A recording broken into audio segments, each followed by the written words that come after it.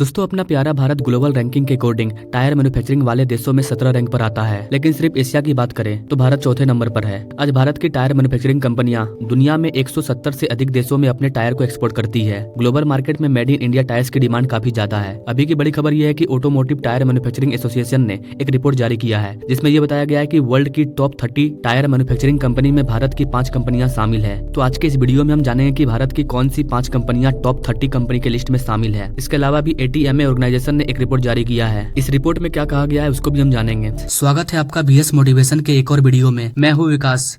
दरअसल दोस्तों ATMA की रिपोर्ट के अकॉर्डिंग भारत की Apollo, MRF, JK tyre, CEAT tyre और बालकृष्णा इंडस्ट्री ये वर्ल्ड की टॉप 30 कंपनी में शामिल है। इस लिस्ट में अपोलो 13 रैंक पर है, MRF 14 रैंक पर है, JK टायर 90 रैंक पर है, सीएट टायर 22 रैंक पर है और बालकृष्णा इंडस्ट्री 27 रैंक पर है। इस लिस्ट में टॉप कंपनी में ब्रिजस्टोन जैसी कंपनियां हैं। गाइस आपको बता दें कि ऑटोमोबाइल इंडस्ट्री में टायर इंडस्ट्री काफी इंपॉर्टेंट रोल प्ले करता है। जितना ज्यादा व्हीकल की डिमांड बढ़ेगी उसी के अकॉर्डिंग टायर की जरूरत भी बढ़ेगी। और फिलहाल ऑटोमोबाइल इंडस्ट्री में थोड़ी सी प्रॉब्लम हो सकती है, क्योंकि अब लोग सिर्फ डीजल या पेट्रोल नहीं बल्कि इलेक्ट्रिक व्हीकल की ओर रुख कर रहे हैं। और आज पूरी दुनिया में इलेक्ट्रिक व्हीकल की मांग बढ़ती जा रही है। यहाँ तक कि भारत सरकार भी इलेक्ट्रिक व्हीकल इंडस्ट्री पर जोर दे रही है। इससे ऑटोमोबाइल इंडस्ट्री पर फर्क पड़ सकता है, लेकिन टायर इंडस्ट्री में कोई फर्क नहीं पड़ेगा, क्योंकि इलेक्ट्रिक व्हीकल हो या फिर डीजल पेट्रोल व्हीकल, टायर तो हर व्हीकल में चाहिए। कुल मिलाकर टायर इंडस्ट्री पूरी तरह से सेफ है और लगातार ग्रो कर रही है। भारत की बात करें तो 2010 में इंडिया की टायर इंडस्ट्री की टोटल वैल्यू 30,000 करोड़ रुपया थी, लेकिन 2018 में इस इंडस्ट्री की वैल्यू 60,000 करोड़ रुपया हो चुकी थी, यानी कि जस्ट डबल। इसमें भी अगर शेयर की बात करें तो ज्यादातर share JK tyre, MRF tyre, Apollo tyre इन कंपनियों के पास ज्यादा से ज्यादा शेयर है और मार्केट का 60% से ज्यादा शेयर इन्हीं के पास है, क्योंकि इन कंपनियों को भारत की टॉप कंपनी में गिना जाता है। इसलिए आज इनके टायर 170 से ज्यादा देशों को सप्लाई किए जाते हैं। अगर परसेंटेज की बात करें तो अमेरिका में 19%, जर्मनी में 7%,